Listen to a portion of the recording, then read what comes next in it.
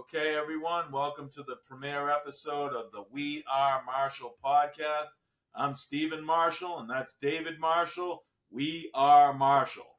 Okay, we're here. We are going to be doing a podcast that we're going to be talking about current events, politics, sports, whatever. It's just conversations that my brother and I have all the time, and we're going to kind of go over the facts of subjects and then have conversations on them. We are real people just like all of you. We're just going to do some real talk, real conversations. The We Are Marshall podcast is sponsored by MateConnector.com, an inexpensive dating website with all the features of the larger dating websites, just at the cost of a monthly larger dating site for a year. So basically, go give MateConnector.com a try. See if you like it, sign up, and use it for some months. See if you can find your significant other. So for the We Are Marshall podcast, hit like, share, and subscribe. And the first discussion subject we will have today will be Texas multiple murder suspect was deported 4 times. So basically, this is a discussion on illegal immigration. Okay? Illegal immigration is a problem in this country. The border is a problem. We've got to find a way to, close up the sieves in the border. But here we had this guy that just came into this country illegally. He's been deported 4 times. I do not know how that is even possible. But he was having a little disagreement with his neighbors, shooting his gun off, and ended up getting in a argument with them. And he ended up shooting a bunch of the family members, including a child. This is a terrible thing. And this is what many of the Republicans have been railing about with illegal immigrants for a long time. But I look at things like illegal. It's criminality. In this country, if you commit some kind of criminal act, we do put a GPS anklet on you, and this way we can track you, know where you are, make sure you're, sometimes if you're on house arrest, you're in your house between a certain period of time. But if we really look at it, data is derived from this GPS. So why not put every single one of these people that come into this country looking for asylum on these GPS trackers? Then we'll see who they're cohorting with. Maybe if they're going to deal with some cartel members, we get data to know where they are. We get to see how they matriculate themselves through the United States. I mean, data is a big point of information in society today, globally, not just our country. If we did something like this, we would get a lot of data on these immigrants and see what they do in this country. But the bigger issue is, why do people keep getting in? Okay? We have so many issues with a border that's pretty much wide open, okay? There are some walls in some areas, there are some surveillance, but let's be realistic. For the most part, people are coming in from all over the southern border, and they're coming in as criminals. Some are coming in as good people, okay? Let's just be honest there. There are some good people that come, but we as a country need to be afraid of the people like this gentleman that just snapped and shot a bunch of people. Or what if a terrorist is coming through over the border, and we're going to now have suicide bombers and things like that in this country? It is important to have a border, because without a border, there's no country. Okay, how can you declare a country if you've got nothing stating what the country is? But we'll see what Dave has to say on this subject at this point. Well, the whole story that you're referencing about the killings in Texas it is a tragic incident. We don't want to see anybody get killed, let alone, little children. I believe it was a 9-year-old boy that got killed, and some of his family members. So it's tragic. With that being said, I'll get on to the border with you. And, when we look at the border, we hear arguments from the politicians, mostly the Republicans who say they want a secure border, and Democrats who say, they kind of say they want a secure border, but I think most people know that they want an open border. I look at it, I feel like we should have a secure border because, we should know who's coming in this country. We should know, like you said, whether they're terrorists, whether they get a criminal record. And if it's people trying to come in and do the right thing, I have no problem with that. And neither should they have a problem with being vetted to make sure that we know who they are and that they're going to do the right thing.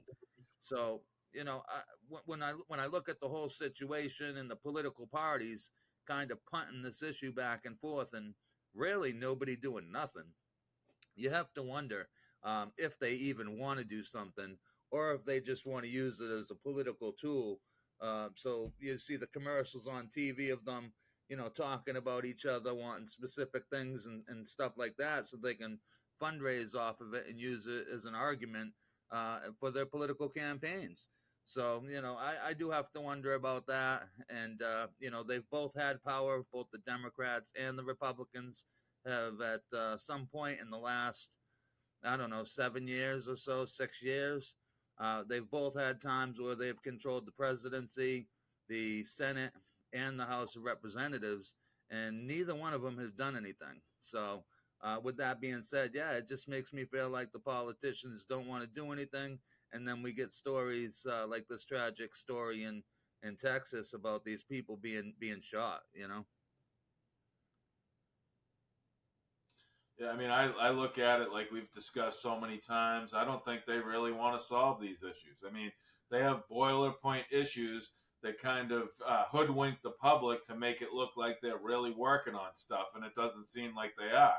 So, I mean, at this point, it's typical on both Republican and Democrat side. They have an issue they could probably rectify. They just seem like they don't want to. And if you really look at it, let's say they start tackling an issue like immigration and all these other ones they're talking about, what are they going to have to run on? They're not going to have anything.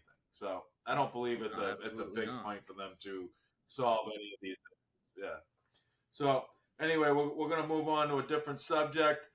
This is the We Are Marshall podcast. Again, I'm Stephen Marshall. That's David Marshall. Hit like, share, and subscribe to our podcast so we can continue to grow, to offer you more content and open things up to like live streaming, live chat, email questions, all kinds of things, call-ins and guests. We are sponsored by MateConnector.com, which is a large dating website out there. Go check it out. Sign up, see if you can find your significant other, and we wish you luck with that, and thank you to Mate Connector for giving us this opportunity. Now, the next subject we want to get into is kind of a sore subject for many people, especially people that work hard at maintaining their credit and just working hard with their money. The next one is Biden's mortgage redistribution. Yeah, this one bothers me a little bit.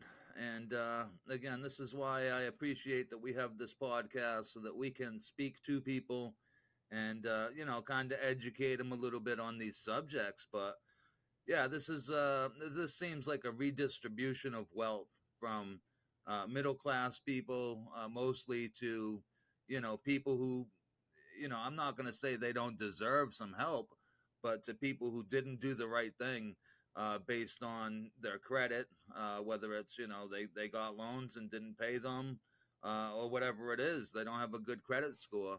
And because of that, they're going to be the people with the lower credit scores are now going to be subsidized by people with higher credit scores.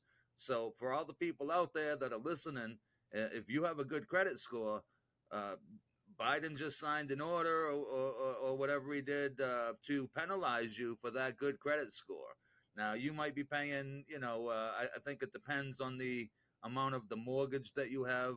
But there's been reports, about $40 that you'd pay a month. I've seen some upwards of $60 a month, again, depending on the amount of the mortgage. And, over a 30-year mortgage, 40, 50, $60 is going to, it's going to equal out to a lot of money. I mean, I could see, at $50 a month over 30 years, that's roughly $18,000 that someone with good credit is going to be paying extra to subsidize somebody with bad credit. So for all the people that have worked hard since you were, 18 and your parents told you to do the right thing, make sure you get credit cards and make the payments on time, you're unfortunately going to be penalized, and it's not fair to you. And, you should know who put it in place. That's Joe Biden and his presidency. And, unfortunately, it's like I said, I feel like it's a redistribution of wealth to people who just didn't do the right thing and make the right decisions.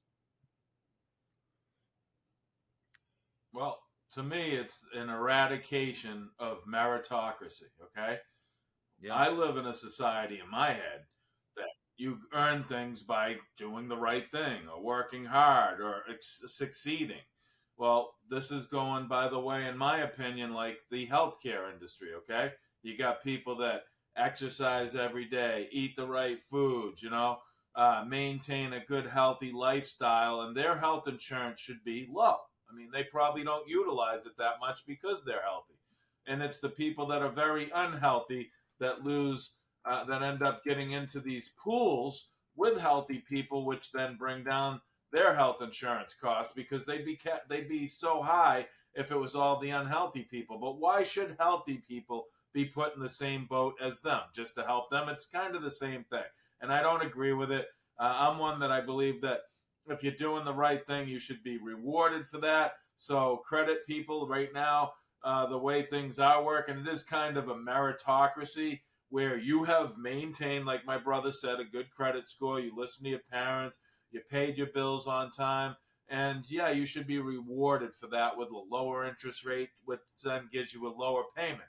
But the same thing, in my opinion, should be for healthcare. If you were doing the right thing, you should be able to go into a pool with a bunch of healthy people, and then maybe those unhealthy people will look over at that pool and be like, well, how do I get in that pool? Oh, I just have to work out and eat healthy. Okay, let's do that. Let's get some of my bad health things down and move on. So I just think that this thing's going kind of the way of healthcare, and I just don't agree with it in eradicating meritocracy for doing the right thing and being rewarded. So that subject, we'll look into it a little bit more and see how it escalates. But for this point, we'll go to a new subject now. I do want to state that this is the We Are Marshall podcast. We're real people just doing real talk here about subjects in our society and the world. We are sponsored by MateConnector.com, which is a large dating website out there with all the features of the big players, but for a much more inexpensive price. Go sign up at www.makeconnector.com. Now, as we move on, we're going to look at a new subject on this, and this is Chinese blimp technology. Okay, and it's funny that we call it technology, okay, because it's primitive technology. We've had blimps, balloons, all kinds of things of this fashion around for decades, okay? I mean, I believe balloons have been around for hundreds of years. So, with that being said, what China, in my view, from the things I've looked at, Dave, is they're trying to basically skirt the satellite and GPS system, which strategically that's very bright. We do it with stealth bombers and stealth fighters and things like that. So we raised the technology to do something better than that. They're kind of going the opposite direction and kind of dumbing down the technology to avoid GPS and satellite. Because when I looked at some of this stuff, Dave, I saw that yachts sometimes can't be picked up by satellites or GPS unless they have some device way up on the top of their mast. But let's be real. If China's sending blimps or balloons or anything into this country, you think they're going to put that device on there so we can track them? Of course they're not going to. They're going to do it so they can send this in. And the reason I bring up this blimp technology is found in the northwestern desert, remote desert in China, was a 900-foot hangar which had a blimp 100 feet in size. Okay, what do you think they're going to use that for? I mean, they've already used balloons to come across. So now, knowing that this blimp's there, what do you think? This is probably a test for, this blimp that's about to come into the United States and maybe have lots more technology on it that could do things, and those balloons were just a test. They don't show up on radar, so it's probably a good idea. So my theory and my opinion is those balloons were a test for these larger ones that they're now making, and we'll see what happens with that. Yeah, it seems like it's upper atmospheric spycraft of some sort, and we did just see the Chinese spy balloon that flew over the United States. And if you're an American and not disgusted by the reaction of this administration to that incursion of our sovereignty, you should be. The government says that they watched that balloon come from China and that it came, across the ocean, and they said they followed it the whole way, but if it wasn't for a reporter in Montana who looked up and seen this balloon in the sky and was like, "Yo, what is that?" Um, we might not have even known that this balloon was even flying over the United States. Now, it came in at Alaska. It went in Alaska. It went through Canada. It ended up going down through Canada into Montana, and then it flew across the whole country, eventually being blown up in South Carolina or off the coast of South Carolina, where some of it, maybe all of it, I don't know how much of it was retrieved, but it did fly over, some of our military facilities.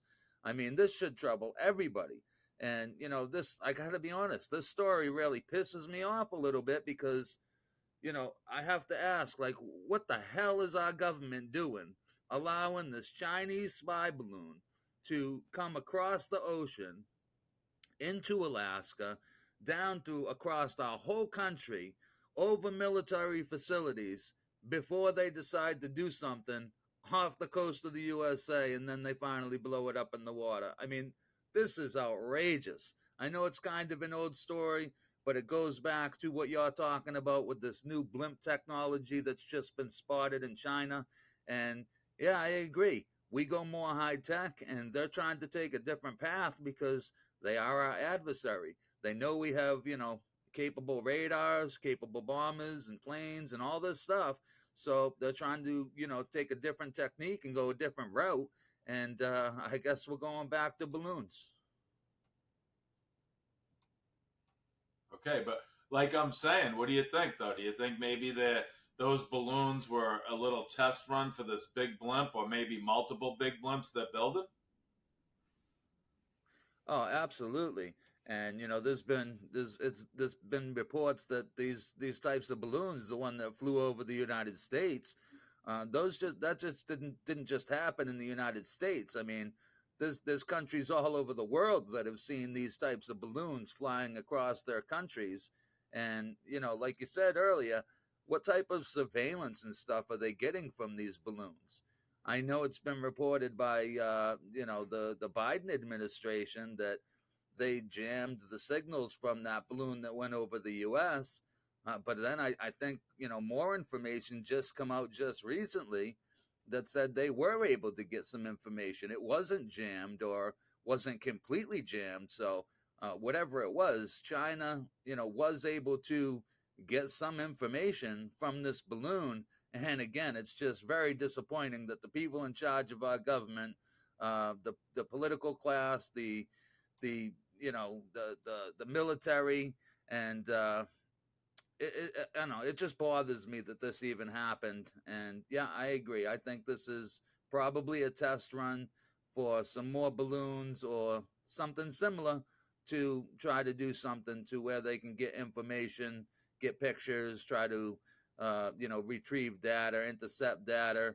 I mean, me and you argue about China a lot, and we know that our main adversary, and that they're trying to get information and as much as they can get from us, from this technology. So Well, this type of technology should just show us all that China is thinking way outside the box. They're thinking years ahead. They're not in the moment like this country. They're thinking thousands of years down the road, and that's dangerous and scary. And we better start doing something similar. And if we're not, I mean, I can't say we're not. We may be. But anyway, it's a good subject. We'll talk about China lots on this podcast because I've got an axe to grind with China, and I'm trying to get my brother to get on the page with me on how we could feel the same on this country, because they are very dangerous to the society, our society, and the global society as it is. But again, this is the We Are Marshall podcast. We're going to go on to a different subject. We are sponsored by MateConnector.com, a large dating site out there. Let them help us grow, and why don't you help us grow? If you like our content, hit like, share, and subscribe to our podcast. And let's go on to a different subject that Dave and I speak about a lot, sports, and it's ESPN personalities continue the grift, Dave. Yeah, this one. This one does bother me. Um, Now these are ESPN uh, personalities. They're on ESPN sometimes. These comments that they made weren't said on ESPN. I don't remember exactly where they were said, but again, these are people that are on ESPN from time to time. The people that I'm talking about, Bomani Jones and Dominique Foxworthy. Now, they had to they came out with these comments based on things that have happened in the NFL just recently. You had Lamar Jackson, who's the quarterback for the Baltimore Ravens. He was holding out. He just signed a massive contract, 200 and some odd $1 million, making him the highest paid player in the NFL. That was followed. He followed up Jalen Hurts, the quarterback from the Philadelphia Eagles, who also just received, almost close to roughly $250 million, and it was based off of these two contracts that Bomani Jones and Dominique Foxworthy decided they needed to chime in on this subject, but it wasn't in a good way. They decided to bring race into the conversation and make some accusations and then just come up with this wild theory as to, what was going to happen next. So what they said was that they believe, the NFL believes, that the NFL's fans are racist. And so because of that thought process that they were putting forth, they had to theorize that the NFL was going to have to come up with some sort of new rule to make it so white quarterbacks could be more prominent in the league and kind of be the face of the franchise. Now, again, these statements are ridiculous. This is people grifting. This is people race baiting. And, I'm sure I'm not the only one that's tired of the race discussions. I'm not saying that there's nobody in this world who's racist, but this is the greatest country on earth. And I think most people in this country don't care about your race, including myself and my brother. We want people to do good from every aspect of life, every background, every religion. We don't care. And when I look at some of the information, that kind of is what it says to me about the NFL. Now, let me break down the NFL just a little bit for you. The NFL and the players in the NFL are 70% black. Now, that's a lot. That's a lot of black players in the NFL. Not just quarterbacks. It goes all the way down: linemen, safeties, cornerbacks, running backs, whatever, every position. Now, with that being said, the audience for the NFL is roughly 80% white that watch the NFL. Now, with that being said, that means there's a lot of white people watching a lot of black people. Now, that doesn't speak racism to me. And the NFL is the top sport in the United States. So all of these people are going to watch, again, all these black athletes, a league that's mostly black athletes, and I don't hear anybody ever say anything about it. It's always, somebody trying to, what I feel is, grift a little bit and race hustle, and you can make some money off of it if you do it and continue to do it right. And unfortunately for this topic and the way they were theorizing about a rule needing to be changed for a correction on this situation that they say, it bothers me. It really does. So I don't know. Sorry if I get a little heated, but I just don't agree with it and think they should take a better path and appreciate everything that's going on in this world, in this country, and especially in our number one sports league. So. Well, let's be real. You did put out a statistic there that 70% of the NFL is black, 80% of their audience is white. So if their audience is racist and it's white and there's mostly, that alone, and then the top three quarterbacks just drafted in the draft, all black quarterbacks. The four highest paid quarterbacks in the NFL between Deshaun Watson, Patrick Mahomes, Jalen Hurts, and now Lamar Jackson are all black quarterbacks, and they're the highest paid athletes. So with those statistics, all I have to say to this that part, Dave, is Absolutely, absolutely. And like we said, we love so to me, everybody. it's just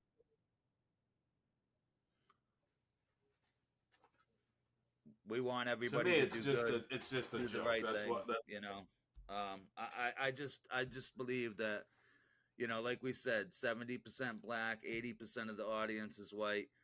These people ain't watching this league and watching these players because they're racist, and they don't care that a black quarterback is, got the biggest contract. It could be the face of the league. I mean, people don't care about that. We appreciate football. We appreciate the skill that these players have, and that's why we go and watch these games. I just truly believe that a major majority of people don't care about anybody's skin color. Exactly. I believe, of course, like we've talked about before, you're not going to have everybody like everybody. People are going to dislike people for some reason. They may dislike me because of the hairstyle I have. They may like you because your head's shaved. Who cares? Okay. The bottom line is everybody's not going to like us. And unfortunately, yes, when someone doesn't like someone for their color of their skin, yeah, that's awful. It's a terrible thing to do. We're not like that, and I believe that most of this country is not like that. That's why we have a great melting pot. So that trying to race bait that whole conversation on ESPN's awful. We'll just go with the giggle laugh at it like we did. But we'll move on to the next subject. Again, this is the We Are Marshall podcast. That's David Marshall. I'm Stephen Marshall. Hit like, share, and subscribe to this podcast. We're just real people having real conversations about real subjects. We are sponsored by a large dating site, mateconnector.com. Go check them out at www.mateconnector.com. Now, the next subject we're going to discuss a little bit is something that's very scary, but also has some very good benefits to it, and that's artificial intelligence, okay? It's the Google artificial intelligence godfather quits, and he quit to warn the rest of us that this is a thing that we need to take care of, be careful of, and make sure that we are watching well. He states that the cons are scary, and basically, I have a couple quotes from him that he's saying, if I can locate that for us.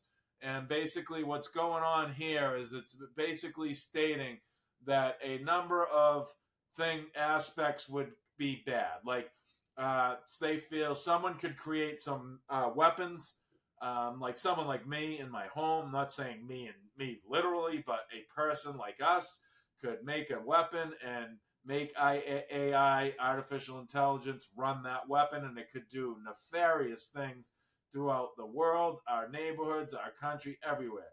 But then there are very good things like having I know that IBM Watson, which is an artificial intelligence computer, had been given 30 years of cancer research, and I believe it like learned it all in 24 hours. Okay, now it has the ability to break down that data and see what it can do to that. So that's a good thing. Okay, but these little things like fake pictures, fake videos, fake music and art. I mean, these are stealing creativity from people because you could basically go in one of these chat rooms, these chat GPTs or these AI user apps or websites, and ask it to write you a story, write a paper. So it's going to take away from intellectual learning. There's so many things that can be done. So we really have to watch it at this time.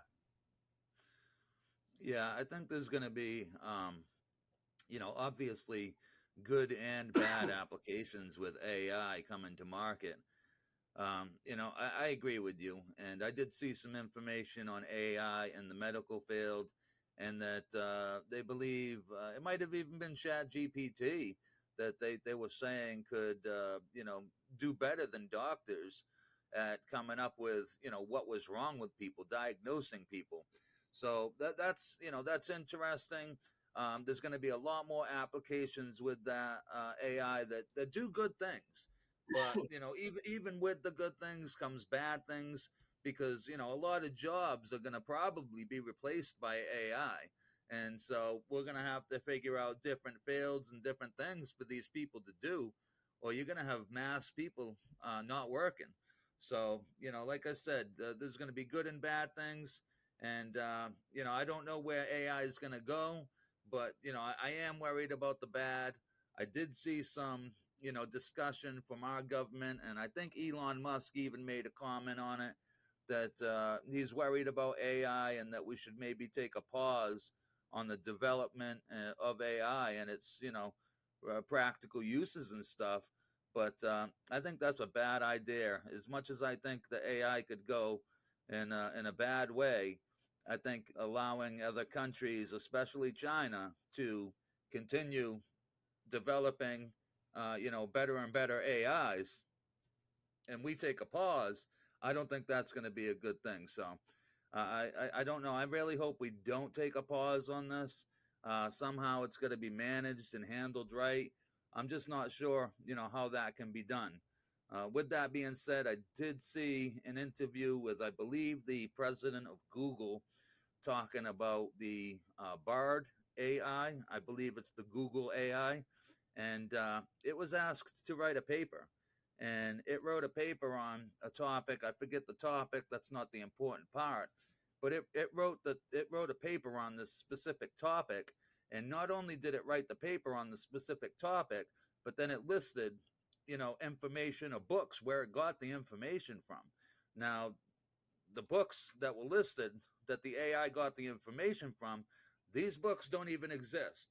So now you got an AI that's making fake information from fake books, and it's saying that it's true information, that this is what it is. So I'm not sure where this goes. Again, it's kind of a scary situation with some of the applications that you can foresee in your mind it being used for. But, unfortunately, we're going to have to try to find a way to regulate it in a good way, and continue to develop and look into the AIs. Well, like I said, there are some major people that are against AI, like Elon Musk, as you mentioned, Bill Gates, even lots of people that are even in the same ilk of these guys are afraid of it. And some of the quotes from Hinton from Google was basically, quote, the idea that this stuff could actually get smarter than people. A few people believe that, Hinton said in the interview. But most people thought it was way off, and I thought, Hinton said, it was way off. Hinton also said he thought it was 30 to 50 years or even longer away. Obviously, he no longer thinks that. Even before stepping aside from Google, Hinton had spoken publicly about AI's potential to do harm as well as good. He quotes, I believe that the rapid progress of AI is going to transform society in ways we do not fully understand, and not all of the effects are going to be good. Hinton said in a 2021 commencement address at the Indian Institute of Technology, Bombay and Mumbai. He noted how AI will boost healthcare while also creating opportunities for lethal, autonomous weapons. Quote, I find this prospect much more immediate and much more terrifying than the prospect of robots taking over, which I think is a very, very long way off. So, I mean, this guy is pretty schooled on AI. He's very afraid of it. You have lots of other people like very smart, like Elon Musk and Bill Gates. And I'm with you. I don't think we should pause anything because a country like China is not going to. So once again, I'm going to bring China into the discussion, and we've got to, weigh everything up against a country like that before we decide to stop, pause, or do anything like that. So we're going to go on to another subject now. We'll be talking about China many times in the future and what goes on with their AI and if we should continue to do what we're doing with our AI. But this is the We Are Marshall podcast. Hit that like, share, and subscribe. We are sponsored by MateConnector.com. Go sign up at MateConnector.com and see if you can find your significant other. Now, the next subject we're going to get into right now is something that's going across the country in many capacities, and that's teacher safety. Yeah, I wanted to bring up this topic a little bit and talk about it. There was just an assault by a gang of students in Westfield High School in Texas, where the gang of students assaulted one of the teachers. She had to be brought to the hospital. I believe she's okay. I haven't seen any update on that as of yet. But, that's just what brought us to the subject. Now I get here because, unfortunately, I think we've become a soft civilization. And, by saying that, I'm not looking for, parents to go out and beat their kids, or administrators in school or teachers to be able to, hit kids with paddles like they used to do back in the day. But, we have to be a little bit harder on these kids. They have to be disciplined in a way that where they know there's consequences to actions. This is how I grew up. This is how my brother grew up. We had a father who was a little tough sometimes, and it's all right because it helped us grow, it helped us learn. And you did something once, you didn't want to do it again, and that's how you learn things. So these kids that are involved in this, I'm for reforms of jail and police and all of this stuff. But this is assault and battery, and these kids should be charged.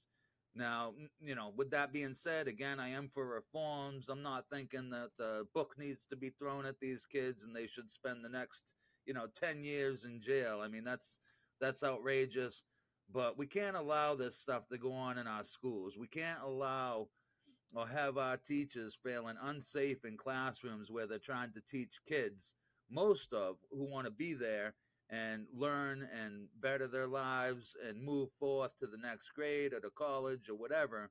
And based on society and where we stand, there's a lot of people in this country that have a problem with, even disciplining a kid a little bit.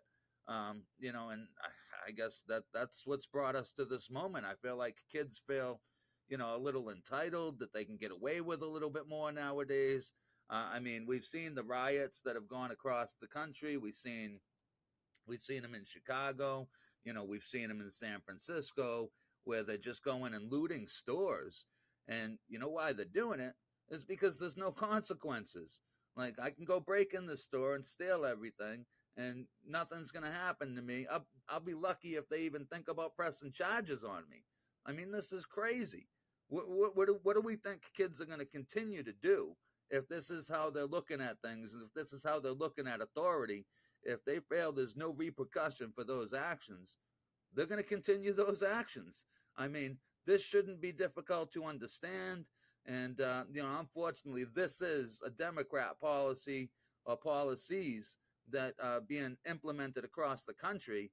And I just don't know what they're thinking. This is kind of like the defund the police movement, where, like, I mean, did you not know what was going to happen in big cities? Did you not know crime was going to, rise, murders and assaults and all kinds of stuff? I mean, some of these decisions are the stupidest decisions, and you have to wonder, did they not know it was going to happen? Or once again, are they just trying to play politics and get people on their side just for power? So I don't know. What do you think about all this, Steve?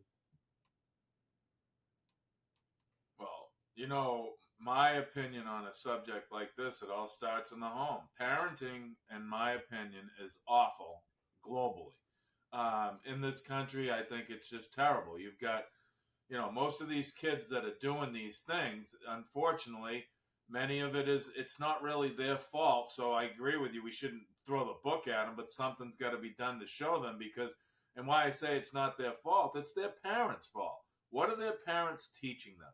Are their parents present in their life? Are their parents even paying attention? Are their parents on drugs? Are their parents working all the time? There's just so many variables involved with parenting, and it hurts the child's growth if they don't have that person there to keep them on the right path, or teaching them the right things. And fortunate for us, yeah, we did have a dad that was very hard.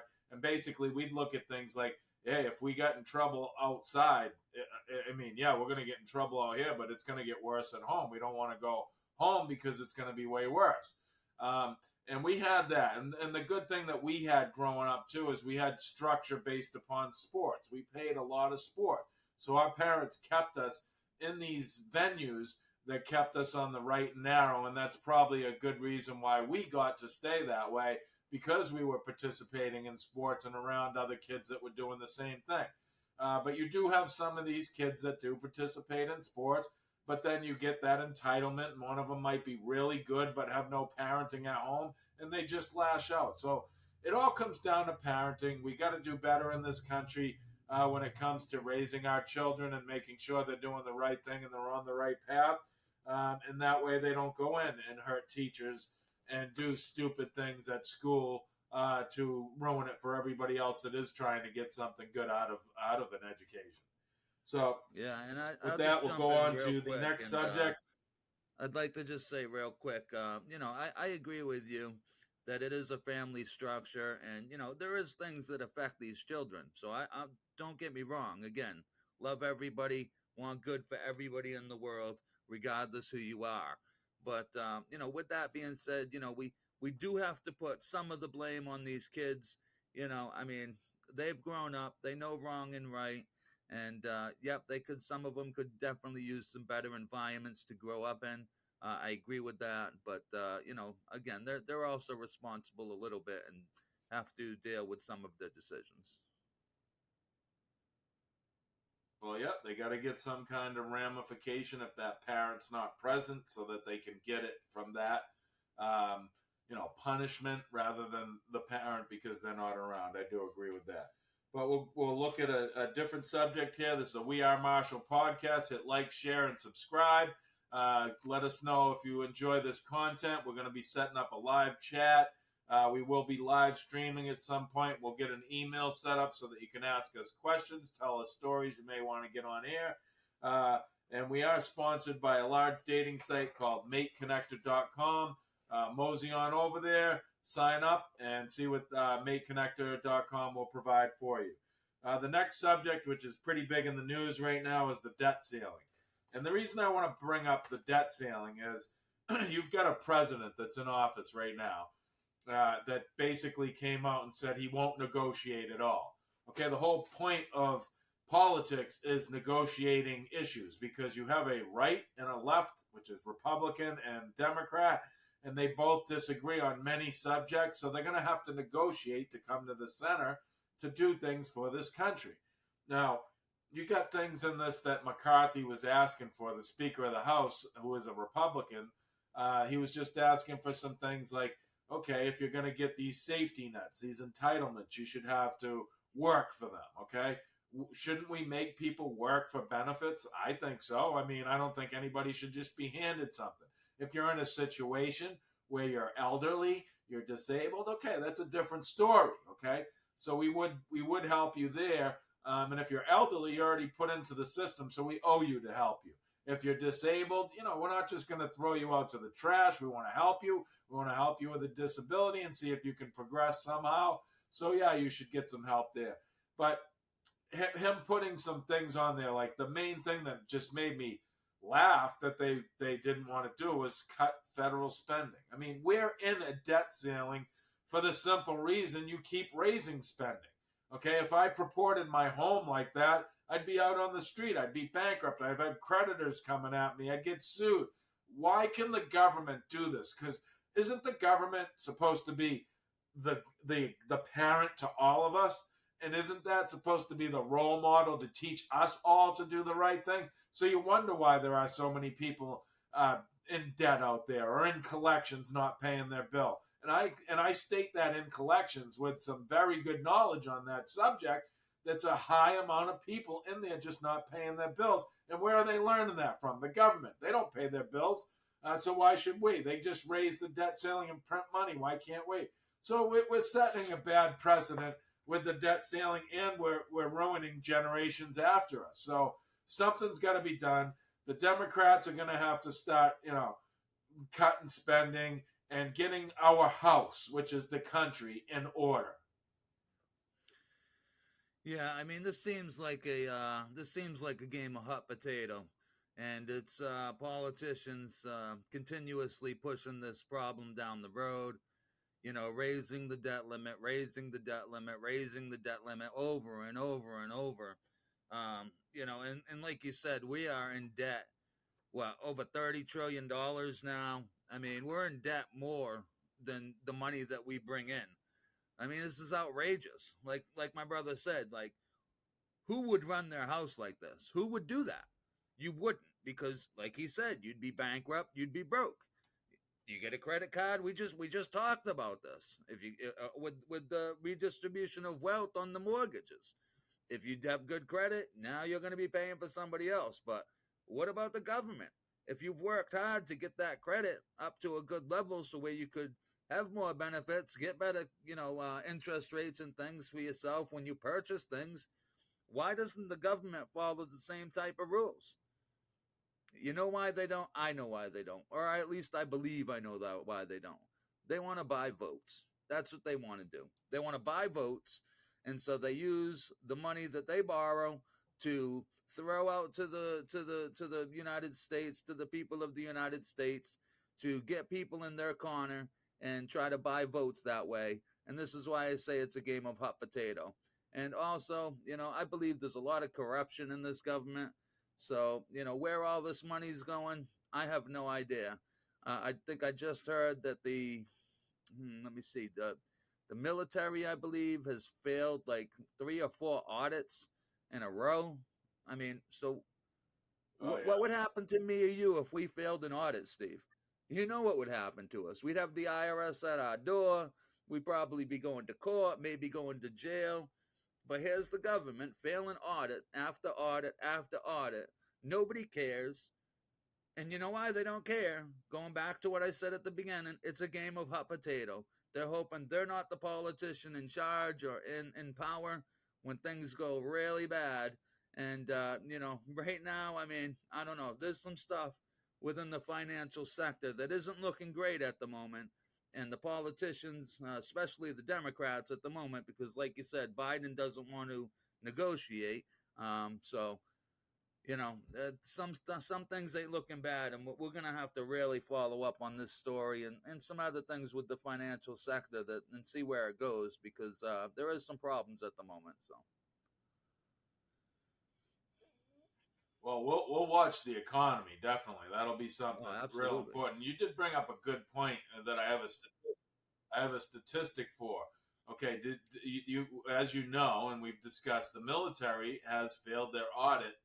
Like, I don't know, I think over the past 10 years they haven't passed an audit.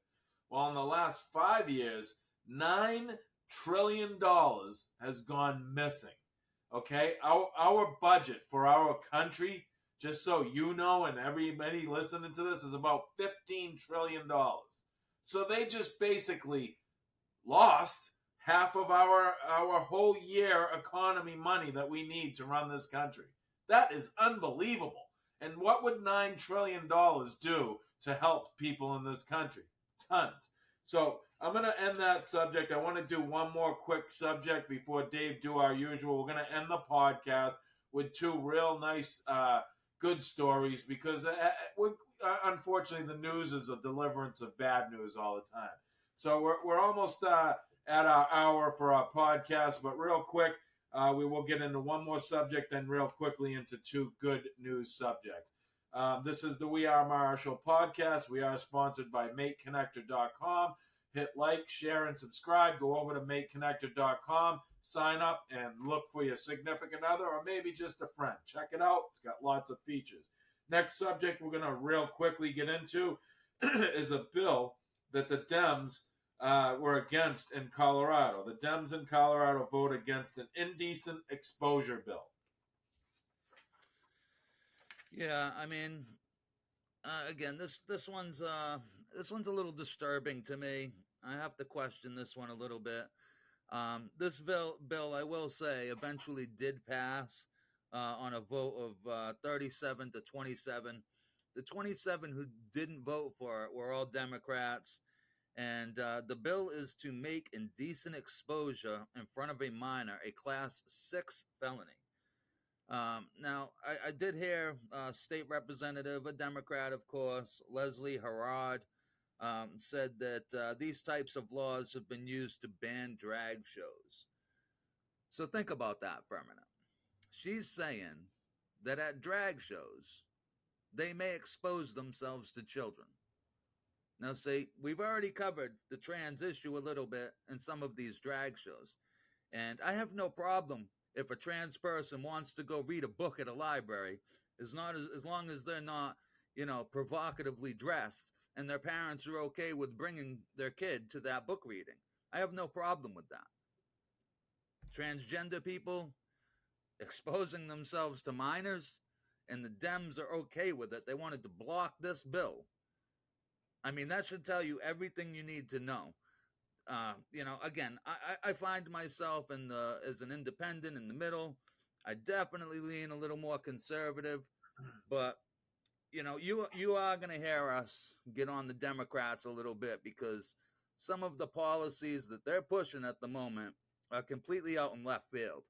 I mean, again, I have no problem with people that are trans, no problem with people who want to do drag. Again, I have no problem if they want to do a drag show with kids, as long as it's not provocative and not explicit content there that kids shouldn't be around. And the blocking of this bill by Democrats, kind of shows you that, they're using the excuse, like I said, that it's used to ban drag shows. But how would it be used to ban drag shows unless they're doing inappropriate things at shows where children are there? That's wrong to me. What do you think about this, Steve? Well, you know how I feel. I'm not for a drag reading to children at all. I don't see the value, okay? But I am open. If someone can provide me with what value this will give to children, I'm all for it. I'll listen. My mind's open. But at this point, my opinion, I don't get the value. I don't think drag should be reading books in front of children. I know we disagree on that, and that's fine. It is a good point that the bills to stop indecent exposure, if they're not exposing themselves at the reading or anything else, then what's there to worry about? I don't understand why they're trying to normalize pedophilia, in my opinion. So we'll just get on that. But I do want to reiterate, like Dave said, hey, if you're trans, go live your life, enjoy it, be who you want. If you're gay, absolutely, lesbian, anything, go enjoy your life. We don't care. Not that we don't care about you. We care about you, but we don't care how you live your life. Just don't push it on others, and just go enjoy yourself. So that being said, these are some heavy topics. We're going to move into some real quickly to finish the show with some feel good, some nice things that have transpired in society. And basically, I'll reiterate, we are the We Are Marshall podcast. We're real people doing real talk. That's David Marshall. I'm Stephen Marshall. We are sponsored by MateConnector.com. Go log in and check them out and sign up at www.mateconnector.com. It's a large, inexpensive website. Give it a try. See what it can do for you. So the first subject I'm going to go in on myself here is a story that I really liked. It was this woman who sold everything she had. Her daughter got cancer. So she sold everything, got the money together, and then took her daughter in to get some treatment for cancer. I mean, any of us would do that for our children. I know I would. I know my brother would. So I'm sure many of you out there would do the same. So this poor woman gave up everything, but of course she did it to save her daughter. Well, she goes and gets her cancer treatment. They go into the last visit together with the doctor to see how everything worked out. And they find out that she is in remission, that she has beat the cancer at this time. So mom and daughter are very ecstatic leaving the doctor's office. They come out and they're like, let's go celebrate. This is wonderful news. They go to their usual convenience store. They buy a scratch ticket, okay? Mom and daughter go and they scratch the scratch ticket, and mom wins $2 million. I mean, if God isn't looking out for these people, I don't know what to say. That's one of the most wonderful stories I've ever heard. Here's a mother that gives everything to help her daughter, and then in return gets rewarded to change the lives of her and her daughter going forward, because she will use the money on her daughter as well to have a good life. Yeah, that's an amazing story right there. I mean, not only are they blessed by getting the, good news on the cancer, but also blessed by, I guess recouping some of the losses that they suffered while trying to, go to doctors and seek medical attention to get the cancer cleared up. So I love that story. And with that said, I'm going to jump into my feel good story. And my feel good story is, again, I'm going to go back to sports for this one. My feel good story involves Damar Hamlin. Okay, now Damar Hamlin played for the Buffalo Bills, and in a game versus the Cincinnati Bengals, Damar Hamlin had cardiac arrest right on the field and pretty much died in front of everybody that was watching that game. Tragic, tragic incident. He just made a tackle. He went to the ground, stood up, and as soon as he stood up, he just fell over. It was a tough thing to watch.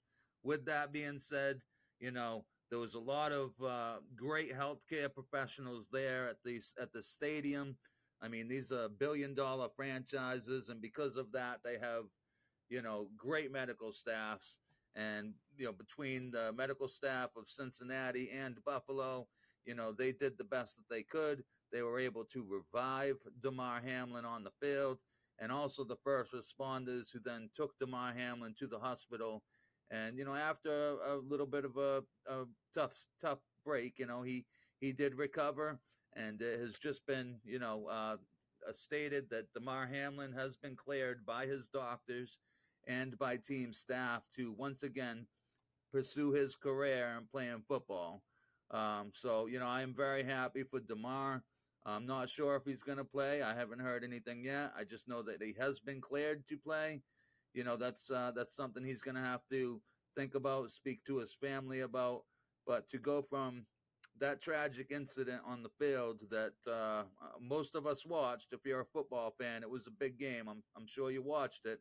To go from that to, the road that he's been through, with the hospital and the recovery and all of that, to now be cleared to play football again, is amazing. And again, hats off to Damar Hamlin for fighting and making it through, what must have been a tough journey.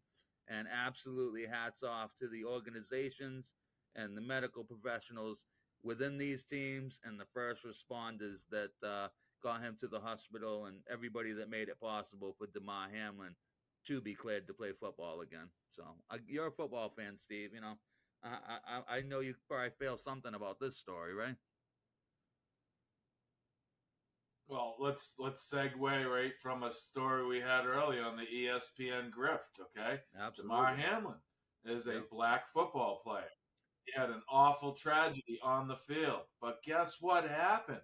A white trainer or trainers ran out and saved Damar Hamlin's life. So again, that just goes against everything that these people are saying with the NFL being racist. And also, there's a lot of people out there that may look at this story as negative, and you never should. What Dave said is great, but I want to put something in perspective for you. A lot of you might sit out there and be like, oh, he shouldn't go back and play football. Well, why don't you say that to all your soldiers that get paid less than $100,000 a year to put their life on the line to keep us all safe? The kid's going to make generational money to change all his family's life. So give the kid a break. Let him enjoy it. Let's pray for him. Let's hope he has a good career going forward. And we are happy for both of these stories. The mother and what we will do for both of these people is what everybody should be doing right now, and that's this.